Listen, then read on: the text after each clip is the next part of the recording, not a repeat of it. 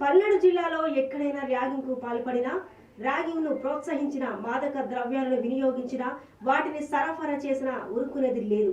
అట్టి వారిపై చట్ట ప్రకారం కఠిన చర్యలు తప్పవని హెచ్చరించిన పల్నాడు జిల్లా ఎస్పీ కంచి శ్రీనివాసరావు.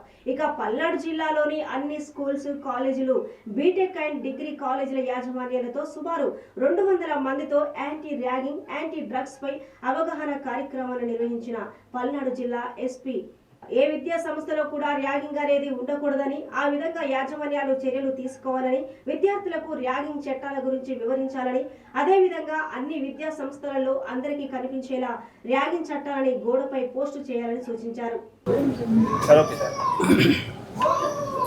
ర్యాగింగ్కి వ్యతిరేకంగా మరియు మాదక ద్రవ్యాల వినియోగంకి వ్యతిరేకంగా ఒక అవగాహన సదస్సుని పల్నాడు జిల్లాలో ఉన్నటువంటి అన్ని విద్యా సంస్థలకు సంబంధించి విద్యా సంస్థల నుంచి రిప్రజెంటేటివ్స్ రావడం జరిగింది. వాళ్ళతో ఈరోజు ఈ అవగాహన సదస్సును కండక్ట్ చేయడం జరిగింది. ప్రతి కాలేజ్ నుంచి కూడా పూర్తిగా ఈ అంశం మీద వాళ్ళని సపోర్ట్ చేయమని అడగడం జరుగుతుంది. అట్లాగే యాంటీ ర్యాగింగ్ కమిటీస్ని పెట్టాలని చెప్తున్నాము.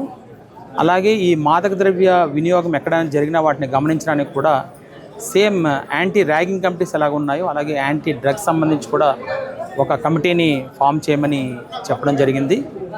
ఇటువంటివి ఎక్కడ ఏమున్నా కూడా ఇమ్మీడియట్గా మాకు ఇన్ఫర్మేషన్ ఇవ్వమని అడుగుతున్నాము. వాటి పట్ల ఇమ్మీడియట్గా మేము రెస్పాండ్ అవుతామని కూడా చెప్పడం జరిగింది. వాళ్ళని కూడా వాళ్ళ తాలూకు విద్యా సంస్థల్లో అట్లీస్ట్ వారానికి ఒక్కసారైనా కూడా విద్యార్థులందరితో కూడా ఇంటరాక్ట్ అయ్యి చేయమని చెప్తున్నాము. అలాగే పేరెంట్ టీచర్స్ అసోసియేషన్స్ ఏమైనా కండక్ట్ చేసిన వాటిలో కూడా దీన్ని మాట్లాడమని చెప్తున్నాము. దీనికి అడిషనల్గా ఒకటి ఏంటంటే పల్నాడు జిల్లాలో పౌరులందరికీ కూడా మీకు ఎక్కడ ఎటువంటి డిస్టర్బెన్స్ వచ్చినా కూడా ఇమీడియట్గా మాకు తెలియజేయండి. సంఘ వ్యతిరేకంగా ఎవరైనా ఏ పనులు చేసినా కూడా ఖచ్చితంగా తీవ్రమైన చర్యలు అయితే తీసుకుంటాము. ఈ మధ్య జరిగినటువంటి 2-3 సంఘటనల పట్ల కూడా అరెస్టులు అయితే ఖచ్చితంగా చేస్తున్నాము.